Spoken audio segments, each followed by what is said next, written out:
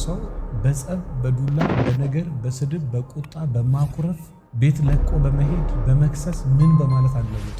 ይሄንን መንገድ በጣም ብዙ ሺህ ሴቶች ሞክረውት ብዙ ሺህ ወንዶች ሞክረውት እንደማይሰራ አረጋግጠውበታል። ባለቤትሽ ውስጥ በትዕግስት የምትፈቺው ብቻ ነው፣ በንግግር አትፈቺው። እሱ ነገር በዝምታ የምትፈቺው ነገር አለ፣ እሱም በንግግር አትፈቺው። በመቻል የምትፈቺው ችግር አለ፣ እሱም በመናገር አትፈቺው። ሁሉ ነገር ላይ አንቺ ልክ አትሆኝም፣ ሁሉ ነገር ላይ እሱ ልክ። አንተም አንዳንዴ ትንቀኛለህ፣ አታከብረኝም፣ አትሰማኝም፣ እምልህን አታደርግም፣ ታመሻለህ፣ ትጠጣለህ፣ ስልክ ትደብቃለህ ካለች ሌላ ሰው ብቻ አንዳንዴ እሷም ልክ ነው። እናንተ የመጀመሪያው በፍቅር ያለወጣችሁትን በጸባት ለውጡ። አንድ ሁለተኛው ደግሞ የትዕግስት የሚፈታውን ንግግር አይፈታም፣ ንግግር የሚፈታውን ደግሞ ትዕግስት ብቻ አይፈታም። አንዱን ችግር አንዱ አይፈታም። ለምሳሌ አማካሪ የሚፈታው አለ፣ እግዚአብሔር ብቻ የሚፈታው።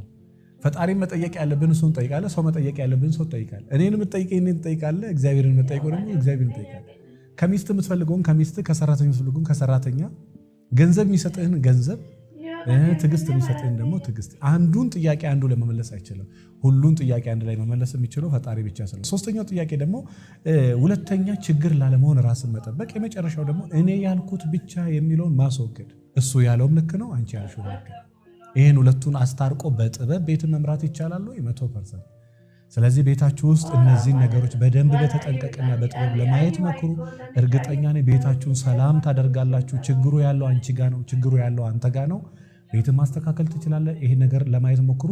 ሌሎች ቪዲዮዎችም ሰፋ በኋላ ስነ ስርዓትን ትይዛለህ አንተ።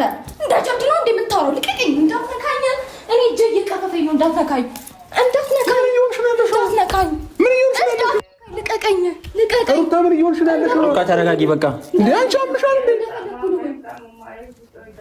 እንዴ ነው ያረጋግጥ? እንዴትም ለሆን እያስረዳሁሽ ነው አይደለ? በጣም አስረዳሁ እኮ እያስረዳሁሽ ነው አይደል? መረዳት ያለበት ራስሽ ነው። ካዲ ባለጌ ባለጌም ነኝ። እሰይ እንኳንም ባለጌው እሰይ። እሺ ከዚህ በኋላ አንድ ነገር አያገባሽም። እሺ በቃ አያገባሽም ከተባልሽ መቼም ምንም እንትን የምታምጪው እኮ በቃ ስነ ስርዓት ነው። እስካሁን በኋላ እንደዚህ እንዳታናግረኝ ሩታ፣ ስርዓት ይኑርሽ፣ እንዳታናግረኝ እንግዲህ ስርዓት ይኑርሽ። ጠበቀብሽም ነበር። ዋናው እውነታውን ማወቅሽ ነው። አወኩኝ እኮ። ነገር ግን አንቺ ደጋግመሽ ህይወቴን እየበጠበጥሽ ስለሆነ ነው የመጣሁት። ላስቆምሽ ነው የመጣሁት። መጀመሪያ እኔ ማንንም ህይወት አልበጠበጥኩም። ከዚህ በላይ ምን ትበጠብጪ? እሱን አምነሽ መቀበል ካልቻልሽ መብትሽ። ከዚህ በላይ ምን ትበጠብጪ? ትዳራቸው የውሸት ነው እስከ ማለት ድረስ እኮ ኦልሬዲ ደርሰሻል። ዱባይ ነው የተጋቡት። ለምን ቤተሰብ ጋር አይደለም? ዱባይ ለምን ማርስ ላይ አንጋባም? አንቺን ይመለከትሽ? እሺ ዋሻው አውቆ የተኛን ሰው ቢቀሰቅሱት አይሰማም አይደል የሚባለው? ወረዲ አንቺ አውቀሽ ራስሽንም አምሮሽንም ጆሮሽንም አይንሽንም ድፍን ስላረክሽው ላስጠነቅቅሽ ነው የመጣሁት። ኦኬ ከዚህ በኋላ ህይወቴ ውስጥ በስህተት እንዳትገቢ ነው። አንቺ ህይወቴ ውስጥ የገባሽ በስህተት እንዳትገቢ። ይሄ የቆየ ድሮ ያረጀ ፎቶሽን እያወጣሽ ለጣጥፊ አይ ዶንት ኬር አይመለከተኝም። በቅርቡ ልኬልሻለሁ። እኔ አንቺን ይኸውልሽ የአንቺን ፕራይቬሲ ለመጠበቅ ብዬ ነው ያለጠፍኩት እንጂ ከመለጠፍ በኋላ አልልም ነበር። ገባሽ? የውሸት ነው ምናምን እንድል እንዲስታወርደው ነው እዚህ ጋር የምታየው ምንድነው? እሺ ይሄንን ቅንብር አምነሽ ነው ሩታ? ይሄ ቅንብር ፎቶ አይደለም፣ ይሄ ቅንብር ፎቶ አይደለም። አስረኝ ፍሬሜው። ይሄን ፎቶ የተነሳሁት እኔ ቡታጀራ ላይ በደንብ አድርገህ ፎቶውን ይኸው። ቅንብር ነው አይደለም? ንገራት እንጂ ፍሬም ቅንብር ነው አይደለም? ይኸው ና ላሳይ ካሜራማን። ሩታ ወይ ነይ